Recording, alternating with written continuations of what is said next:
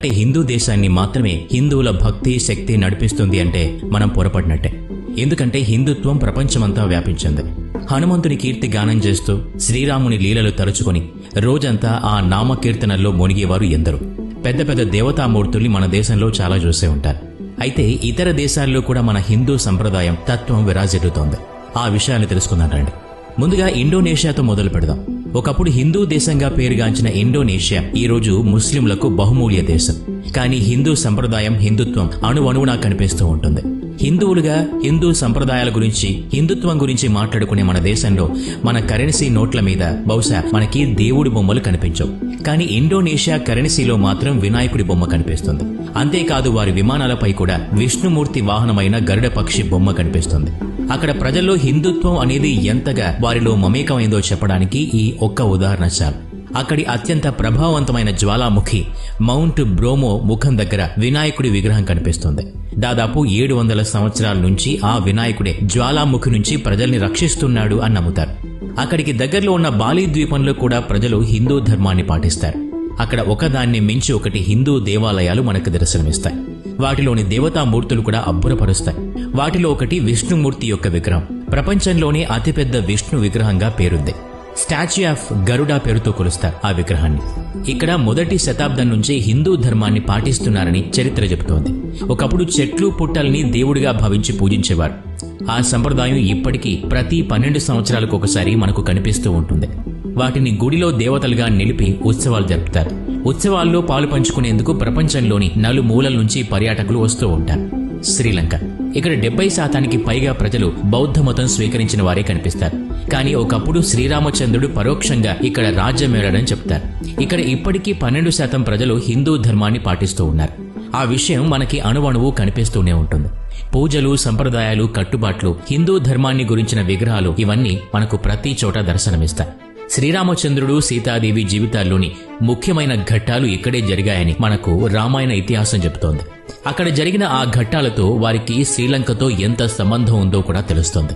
అందుకే హనుమంతుడితో పాటు సీతారామచంద్రుల్ని కూడా ఇక్కడ విశేషంగా పూజిస్తారు. ప్రపంచంలోని హిందూ ధర్మాన్ని పాటిస్తున్న దేశంగా శ్రీలంకకి గొప్ప పేరుంది. జనాభాలో కూడా ప్రపంచంలో మన తర్వాత స్థానం శ్రీలంకదే.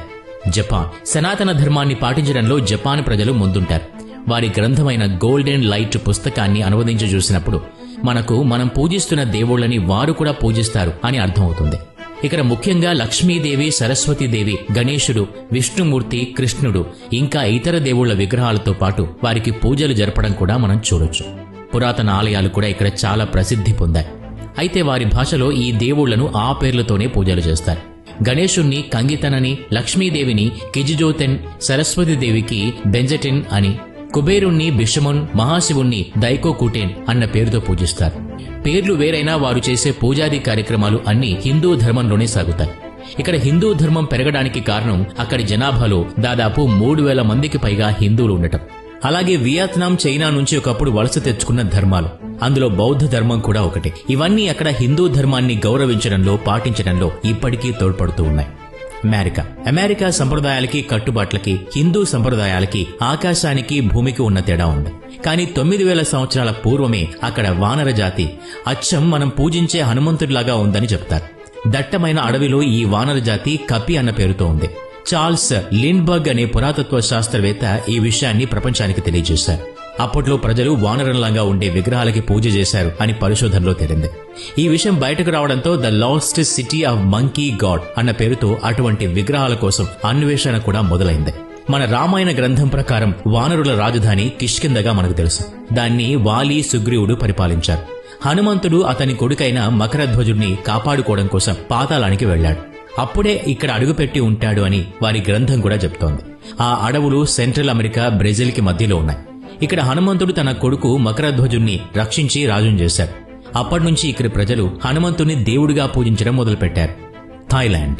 మన దేశంలో అతిపెద్ద వినాయకుడి విగ్రహం మహారాష్ట్రలో ఉందని మనకు తెలుసు. అయితే ప్రపంచంలోనే అతిపెద్ద వినాయకుడి విగ్రహం ఎక్కడ ఉందో తెలుసా? మన దేశంలో కాదు, థాయిలాండ్లో. అక్కడి స్టాంప్ల మీద కూడా మనకి అమ్మవారి బొమ్మలు కనపడతాయి. ఇక్కడ శివుడికి పూమాలలతో పాటు పాలతో కూడా అభిషేకం చేస్తారు. వీరి జాతీయ గ్రంథం ఏంటో తెలుసా? రామాయణం. అందులోని కథలు నాటక రూపంలో కూడా ప్రదర్శిస్తారు. నాట్యంలో కూడా చేసి చూపిస్తారు. రామాయణాన్ని థాయ్ భాషలో రమకీన్ అంటారు. ఒకప్పుడు థాయిలాండ్ పూర్తి హిందూ దేశంగా ఉండేది. కొంతమంది రాజులు బౌద్ధ మతాన్ని అక్కడ ప్రచారం చేయడంతో బౌద్ధం ఎక్కువ ప్రాచుర్యం పొందింది అని చెప్తారు. మన దేవుళ్లకు సంబంధించిన పెద్ద పెద్ద విగ్రహాలు, గుళ్ళు, గోపురాలు, సంస్కృతులు, సంప్రదాయాలు, కట్టుబాట్లు అన్నీ మనం థాయిలాండ్లో చక్కగా చూడొచ్చు. కాంబోడియా ఒకప్పటి కాంబోజీ నగరం తర్వాత కంపోజియా నగరం, అదే ఇప్పుడు కాంబోడియాగా మారింది. ఇక్కడ హనుమంతుని ఎక్కువగా పూజిస్తారు. హనుమంతుడి పేరు మీద 5 స్టాంపులు కూడా విడుదల చేసింది కంబోడియా ప్రభుత్వం. ఆ తర్వాత సీతారాములు, రామలక్ష్మణులు, చివరికి రావణాసురుడికి కూడా స్టాంపులు వెలిశాయి. కేవలం 1500 కుటుంబాలు ఉన్న ఈ దేశంలో ఇంతగా హిందూ ధర్మం వెలిగిపోవడానికి గల కారణం ఏంటి? ఒకప్పుడు దాదాపు మొదటి శతాబ్దంలో కౌండిన్యుడు అనే బ్రాహ్మణుడు హిందూ ధర్మాన్ని ఇక్కడ స్థాపించాడు. కాలక్రమంలో ఆ పేరే కంబోజియాగా మారింది. ఆ తర్వాత హిందూ రాజులు శివభక్తులైన స్వయంభూ, కంభు ఈ రాజ్యాన్ని పరిపాలించారు. వీటికి సంబంధించిన ఆధారాలు మనకి వారి ప్రాచీన గ్రంథాల్లో దొరుకుతాయి. అప్పట్నుంచి ఇక్కడ హిందూ ధర్మం పాటిస్తూ ఉన్నారు. న్యూజిలాండ్ గతంలో ఇక్కడ హిందూ ధర్మం ఎలా ఉండేదో మనకు తెలియదు గాని వర్తమానంలో మాత్రం ఇది కూడా హిందూ దేశంగా మారుతోంది అనటానికి ఆనవాళ్లు మాత్రం లభిస్తున్నాయి. ఇక్కడి ప్రధానమంత్రి జసిండా ఆర్డెన్ శ్రీకృష్ణునికి పరమ భక్తురాలు. ఇక్కడ ప్రతి ఒక్కరిలోనూ హిందూ ధర్మం నాటుకుపోయింది అని చెప్పడానికి 28 సంవత్సరాల క్రితం నిర్మించిన శ్రీరామ మందిరమే సాక్ష్యం. ఆ మందిరం నిర్మించి 25 సంవత్సరాలు పూర్తయిన సందర్భంగా వారు చేసిన ఉత్సవాలు మన హిందూ ధర్మానికి సంబంధించినవి. అంతేకాదు త్రిరుల్ సుబ్రహ్మణ్య ఆలయంతో పాటు 68 సంవత్సరాల నుంచి పాలు తాగే వినాయకుడి మందిరం కూడా ఇక్కడ ఉంది. అంతేకాదు కృష్ణుడి ఆలయమైన ఇస్కాన్ మందిరం కూడా ఇక్కడ ప్రత్యేకత. అక్కడ ప్రతి ఒక్కరూ శ్రీకృష్ణుని నామస్మరణతో ఊగిపోతారు. అంతేకాదు జన్మాష్టమి వేడుకలు కూడా అత్యంత వైభవంగా జరుగుతాయి. హిందూ ధర్మం ప్రపంచంలో ఎక్కడికి వెళ్ళినా మనం చూడొచ్చు. పురాతనమైన పవిత్రమైన ధర్మం ప్రపంచాన్ని నడిపిస్తోంది అనటానికి ఇంతకన్నా సాక్ష్యం వేరే